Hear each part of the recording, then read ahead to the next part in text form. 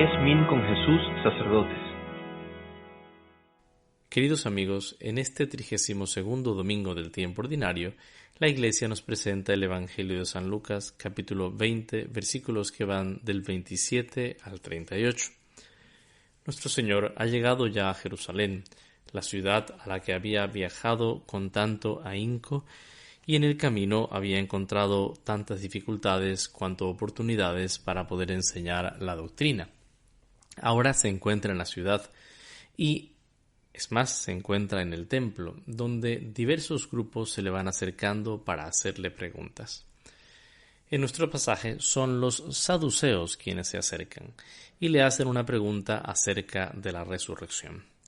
Conviene recordar que los principales grupos religiosos imperantes eran los fariseos y los saduceos. En realidad eran los fariseos quienes llevaban adelante la religiosidad del pueblo de Israel, los encargados del culto sinagogal, de la enseñanza de la ley y de las tradiciones orales de los judíos. Los saduceos, por su parte, tenían a cargo más bien el culto en el templo, sin embargo, estaban estrechamente aliados con el poder político, de modo que estaban bastante vinculados a la búsqueda del honor y sobre todo del poder. Mientras que los fariseos daban valor a la Torá, pero también a los profetas, a los escritos y a las tradiciones orales, los saduceos solamente se centraban en la Torá, rechazando todo aquello que consideraban extraño a los 5 primeros libros de la Biblia. Entre esas cosas, los saduceos rechazaban radicalmente la resurrección de los muertos. Rechazaban también la doctrina sobre los ángeles, cosas que los fariseos enseñaban con mucha convicción. Precisamente en este tema se le acercan los saduceos y leemos ya nuestro texto, versículo 27. Se le acercaron algunos de los saduceos, los cuales niegan la resurrección. ¿Qué es lo que niegan? La anástasis, ¿no? Legontes anastasin me einai. Ellos dicen que la resurrección no existe. Y le dicen, maestro. Lo llaman maestro, probablemente haciendo alusión precisamente al respeto que le tienen al enseñar la ley, o tal vez de forma irónica, ya que plantean ponerle pues una prueba. Moisés nos dejó escrito: si muere el hermano de alguien dejando mujer, sin haber tenido hijos, su hermano la tomará por mujer y dará descendencia a su hermano. Se trata de una alusión no textual a la ley del leviarato, tal como se nos presenta en el libro del Deuteronomio, capítulo 25, del 5 en adelante. Aquí pues se trata de que si un hombre muere sin dejar descendencia y tiene hermanos, el hermano debe o puede o está invitado a tomar a la viuda por esposa, de modo que pueda dar descendencia a su hermano. Así al menos el primogénito será la descendencia de su hermano.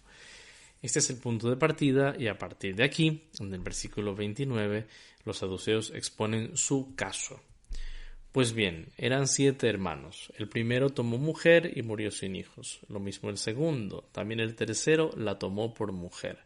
Los 7 de igual manera murieron sin dejar hijos. O sea, en este caso hipotético, en el que se plantean 7 hermanos, los cuales se han casado con la misma mujer para dar descendencia al hermano, pero en ningún caso han tenido descendencia.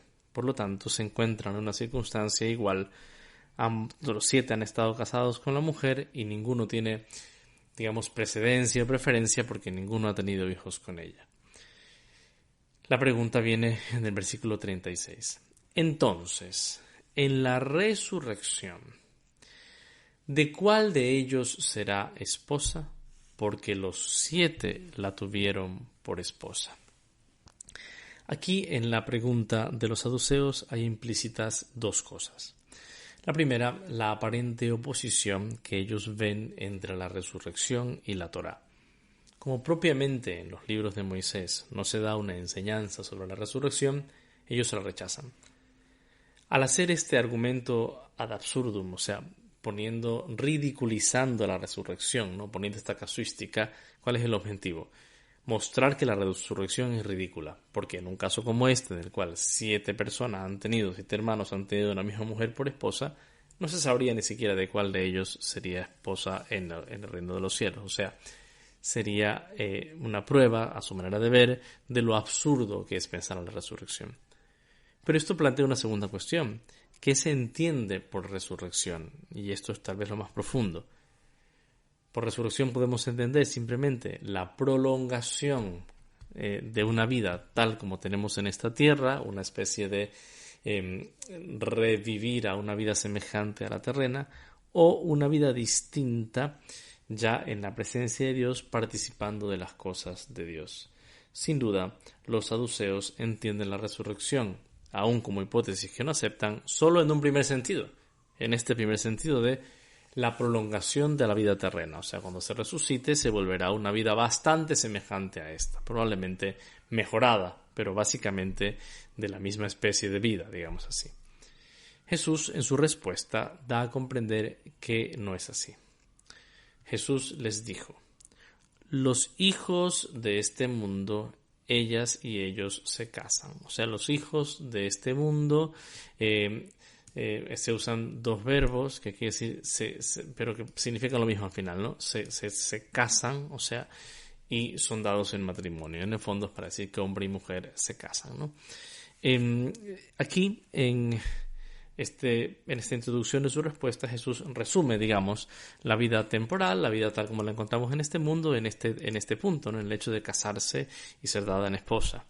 Esto porque asimismo lo han hecho los saduceos, ¿no? Han tomado ese punto de partida. Y entonces Jesús resume, bueno, es que en este mundo hay matrimonio. También podría decir Jesús otro tipo de relación con cosas que ocurren en este mundo pero que no pertenecen a la eternidad. Y el corazón de la respuesta del Señor está en el versículo 35. Sin embargo, los que son dignos o son considerados dignos de alcanzar el otro mundo y la resurrección de los muertos no se casan, ni ellas ni ellos. Aquí vale la pena pues detenernos un momento. Oide cataxioncentes, ¿no? El verbo que está detrás del verbo cataxio, considerar digno, pero se encuentra conjugado en el pasivo. Por eso, los que son considerados dignos de aquel mundo, de obtener, de ganar, de poder ser acogidos en aquel mundo, Jesús, por lo tanto, distingue este mundo de aquel mundo en el que tiene la resurrección, tiene lugar la resurrección. Los que son considerados dignos de recibir aquel mundo y de la resurrección de entre los muertos no se casan.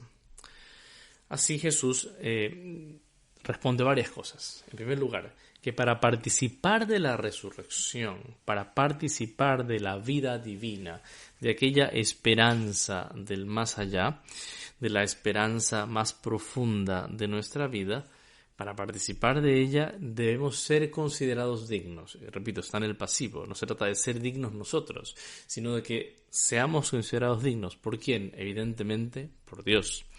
O sea, tenemos que llevar una vida digna para poder ser considerados por Dios dignos de la resurrección. Pero en aquel mundo, aquellos que son considerados dignos de la resurrección no se casan. Es una vida distinta y diferente. Y vamos a revisar en breve cómo lo desarrolla Jesús. Versículo 36. No se casan. ¿Por qué no se casan? Porque ya no pueden morir. Udegar apothanein eti diunatai. Porque ya no es posible morir.